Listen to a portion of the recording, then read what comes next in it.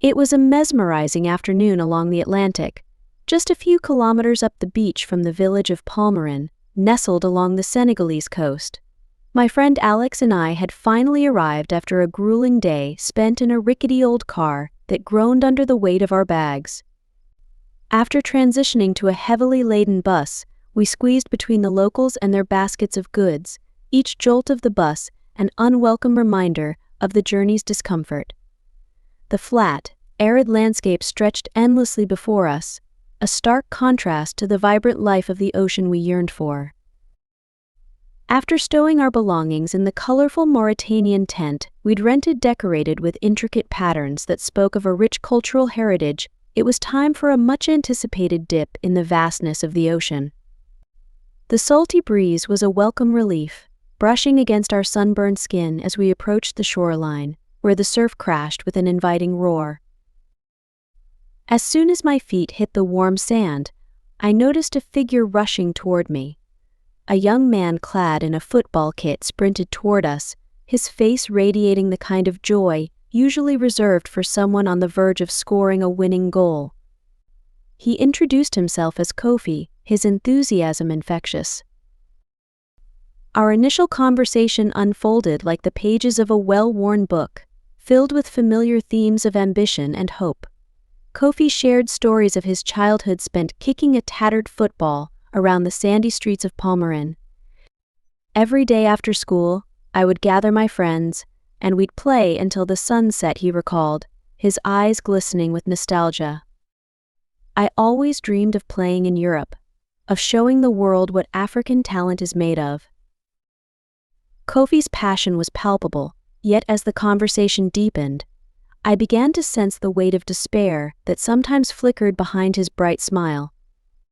In Palmarin, many people shared two primary goals: one, to extract some profit from any situation, whether through begging or other less savory means, and two, to realize their dream of migrating to Europe, which in their eyes equated to living the life of an African football star. While many focused on the first goal, Kofi stood out as an idealist, fixated on the second. He spent his days waiting for the opportunity, a benevolent stranger, perhaps a talent scout or a kind-hearted benefactor, to change his life forever. Our initial meeting concluded with an invitation to dinner at his home later that evening, and I eagerly accepted, curious to learn more about his world. After a few hours of exploring the beach, enjoying the rhythmic crash of waves and the breathtaking sunset, we returned, only to find Kofi still there, his broad smile lighting up the twilight. He ran toward us, clearly thrilled, as we strolled along the sandy shore, the sun slipping beneath the horizon, painting the sky with hues of orange and purple. By the time we arrived in Palmarin, darkness enveloped the sandy streets, and the air was thick with the scent of grilled fish. A faint glow from a small television guided us through Kofi's outer yard into the cozy confines of his home. Inside, Kofi's grandmother sat motionless on a stool, her eyes glued to the flickering screen. It was clear that she was a woman who had seen much in her lifetime, a resilient figure who had weathered countless storms.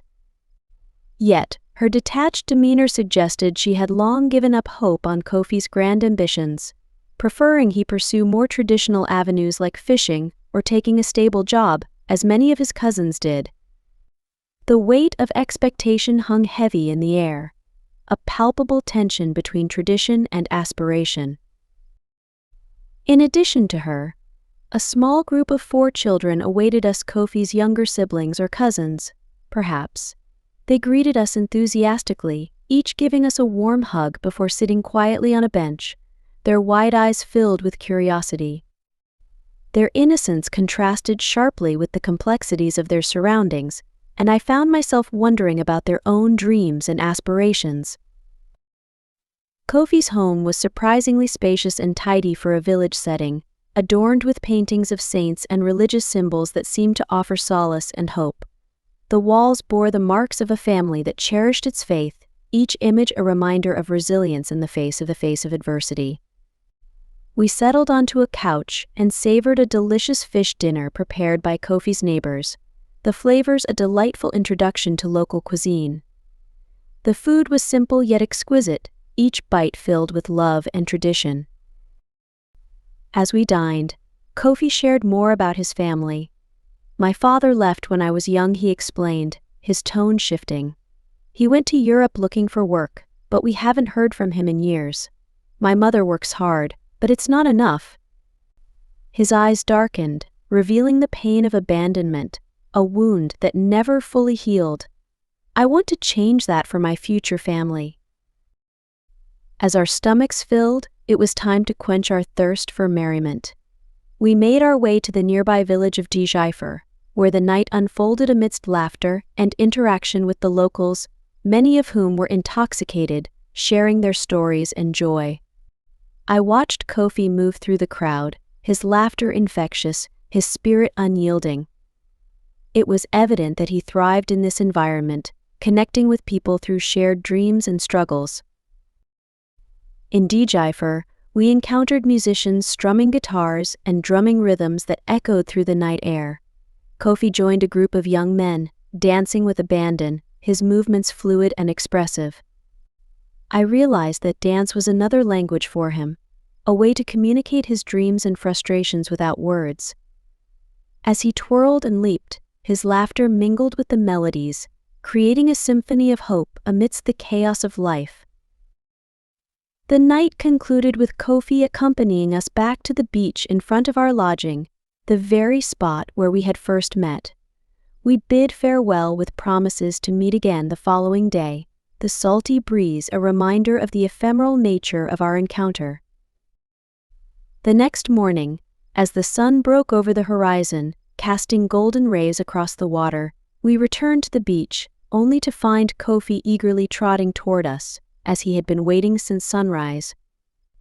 This routine became a comforting ritual during our stay. Every time we ventured down to the beach, Kofi was there, filled with anticipation, ready to greet us with open arms. However, I began to wonder what led Kofi to believe we could fulfill his dreams. Despite our repeated assurances that we had no connections to the football industry and no means to secure him a contract in Europe, he remained hopeful. His determination was both admirable and heartbreaking. He had woven a tapestry of dreams around us, and I felt an unexpected weight of responsibility for his expectations. One afternoon, while we walked along the beach, Kofi pointed to the horizon. "One day, I will be out there," he said, his voice steady yet tinged with longing. "I'll be playing for a team in Europe. You'll see my name on television." He had a fire in his eyes, a passion that momentarily lifted the shadows of doubt. I listened, fascinated by his conviction. "What would you do if you made it?" I asked. Kofi paused, contemplating. "I would bring my family with me. I would help my grandmother. I want to build a school here so children can learn and dream like I do." His vision was expansive, extending beyond himself to encompass his community. It was clear that Kofi's dreams were not just about personal success, but about uplifting those around him. I attempted to offer Kofi some light-hearted advice. Noticing a Dutch man with his French girlfriend lounging on the beach, I suggested that Kofi increase his offer from 4 local girls in exchange for the Dutchman's girlfriend. A few moments later, with newfound resolve, he approached the couple with my suggestion. The middle finger the French woman directed at me signified that Kofi's offer had been rejected again. Unfazed, Kofi continued to brainstorm creative ideas for services he could provide us if we were to take him to Europe. He spoke of selling handmade crafts, sharing traditional cooking recipes, and even acting as a cultural ambassador to showcase the beauty of his homeland. His ideas, though inventive, lacked the allure needed to persuade us, yet his relentless optimism was infectious. Each time he shared a new idea, I could see the spark of possibility igniting in his eyes. As our time in Palmyrin drew to a close, we decided to say our goodbyes. Kofi had become a part of our journey, a vivid thread woven into the fabric of our experience. On our final day, As we prepared to leave, Kofi watched us with a mixture of sadness and longing. He sat on the sand, gazing out at the ocean, contemplating his future as we walked away. As we journeyed back along the shoreline, I couldn't help but reflect on Kofi's dreams and the weight of hope he carried on his shoulders. It was a reminder of the dreams many chase, the sacrifices they make, and the harsh realities that often stand in their way. Kofi's laughter echoed in my mind, a poignant blend of joy and sorrow, and I felt compelled to carry his story with me. That evening, as we packed our belongings and prepared for the next leg of our journey, I sensed an unshakable connection to Kofi. We exchanged contact information, though I knew that the vast ocean and countless miles would make our connection tenuous. As we looked back at the village, I hoped Kofi would find the opportunities he sought.